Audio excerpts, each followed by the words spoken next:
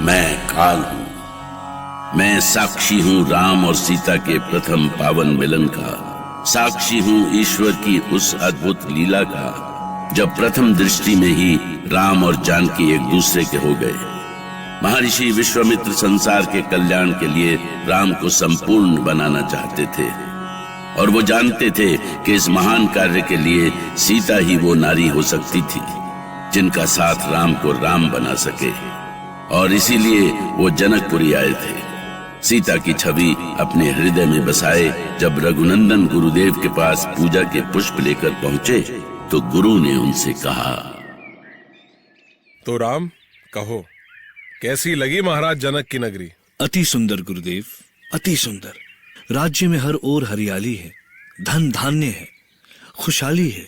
और गुरुदेव, जहाँ गिरिजा मंदिर है वहाँ तो देखते ही बनता है। वहाँ हमें जनक नंदिनी के दर्शन। रुक क्यों गए लक्ष्मण? वो वहाँ गिरिजा पूजन के लिए अपनी सखियों के साथ आई थी। तो क्या राजकुमारी को तुम दोनों ने देखा? हाँ गुरुदेव, वो तो सुंदरता की साक्षात प्रतिमा है और जैसा उनका रूप है वैसे ही गुण। वो बड़ी देर तक भैया को देखती रही। तो हमारा जनकपुरी आना सार्थक हुआ। गुरुदेव, मैं कुछ समझा नहीं। क्या आपने ये सब सोच समझकर? हाँ राम, मैं चाहता था कि स्वयंवर में जाने से पहले तुम जानकी को देख लो। पर गुरुदेव, मैं तुम्हारी भावना समझ रहा हूँ राम। पर मैं कुछ नहीं समझा। कोई बात नहीं राम, धनुष यज्ञ के बाद तुम सब कुछ समझ जाओगे। अब तैयार हो जाओ, हमें यज्ञ मंडप में पहुंचना है। वहां सभी अतिथि पहुंच रहे होंगे। जो आज्ञा गुरुदेव। राम, यही है वो स्थान जहां पर ये धनुष यज्ञ होगा। वो देखो, महाराज जनक द्वार पर ही राजा महाराजाओं का स्वागत कर रहे हैं। आप आगे बढ़ो। प्रणाम महर्षि। मिथिला की ओर से जनक का प्रणाम स्वीकार करें। आइए, धनुष यज्ञ में आपका स्वागत है। महर्षि विश्वामित्र की, महर्षि विश्वामित्र की, महर्षि विश्वामित्र की। मैं आपके आगमन से धन्य हुआ महर्षि। आपके आशीर्वाद से हमारी मनोकामना अवश्य पूर्ण होगी। अवश्य होगी महाराज। फिर हमारे साथ राम और लक्ष्मण भी तो है। जहां इनके चरण पड़ते हैं वहां सब शुभ ही होता है। अहो भाग्य हमारे महर्षि। आइए, मंडप में पधारिए। जनक सुता सीता के स्वयंवर के लिए भव्य मंडप सजाया गया था।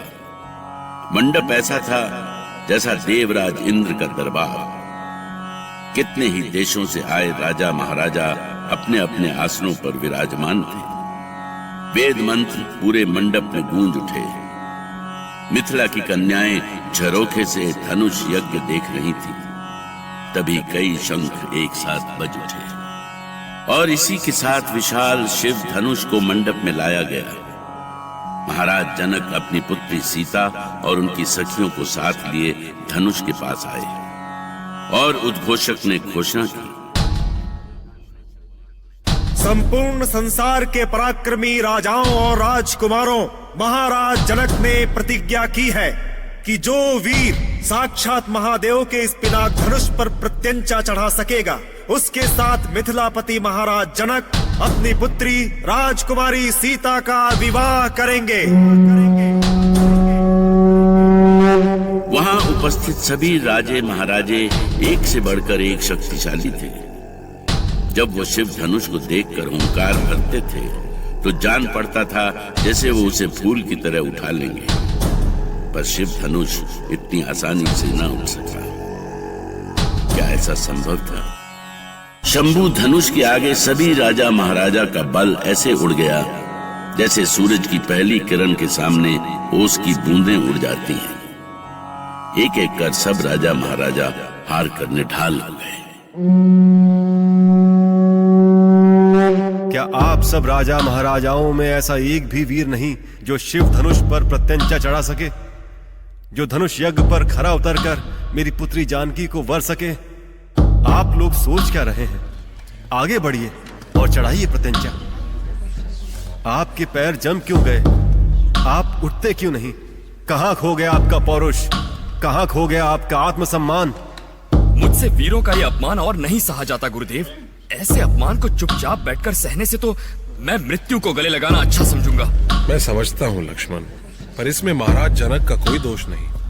वो अपने माथे पर पुत्री को अविवाहित रखने का कलंक झेलने की कल्पना से टूट गए, क्योंकि शिव धनुष पर प्रत्यंचा चढ़ाने की बात तो दूर, अभी तक कोई वीर उसे हिला तक नहीं सका। मिथिलेश कुमारी वरमाला लिए इसी ओर देख रही है गुरुदेव।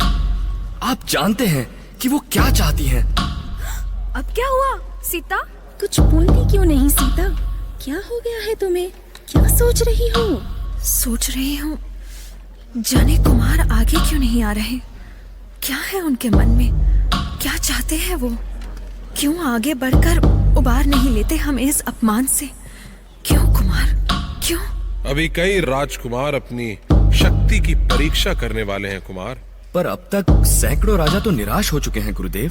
पर जानकी के मुख पर निराशा नहीं, प्रतीक्षा के भाव है। तो उनकी प्रतीक्षा पूरी क्यों नहीं कर देते गुरुदेव? भैया को आदेश क्यों नहीं देते? समय आने दो लक्ष्मण। देखो महाराज जनक कुछ कह रहे हैं। आप सब क्या देख रहे हैं? क्या कोई भी ऐसा वीर नहीं बचा इस धरती पर जो इस धनुष को उठाकर प्रत्यंचा चढ़ा सके? ये क्या कह दिया इन्होंने? ऐसी कठोर वाणी, ऐसा तो साहस, ये तो हमारा अपमान है। घोर अपमान। इनका मूल्य इन्हें चुकाना होगा। चुकाना होगा? हाँ, चुकाना ही होगा। शांति शांति। महाराज जनक कुछ कहना चाहते हैं, आप सभी ध्यान से सुने। संपूर्ण संसार के महारथी, बड़े बड़े योद्धा और महिपाल यहां इकट्ठा हैं, पर बड़े दुख के साथ कहना पड़ रहा है कि इनमें कोई भी ऐसा नहीं जो महादेव के इस धनुष पर प्रत्यंचा चढ़ा सके। यदि मुझे पता होता कि संसार में कोई क्षत्रिय योद्धा नहीं रहा तो मैं ऐसी प्रतिज्ञा ही क्यों करता। लगता है ईश्वर ने मेरी सीता के भाग्य में विवाह लिखा ही नहीं, इसलिए मैं इस यज्ञ को यहीं। ठहरिए राजन, अभी ये धरती वीरों से खाली नहीं हुई है। आपकी पुत्री का विवाह होगा, अवश्य होगा ये विवाह। विश्वामित्र की वाणी में ऐसा विश्वास था जैसे वो जानते थे कि शिव धनुष पर राम ही का नाम लिखा है, और उनके इसी विश्वास ने राजा जनक की चिंता हर ली।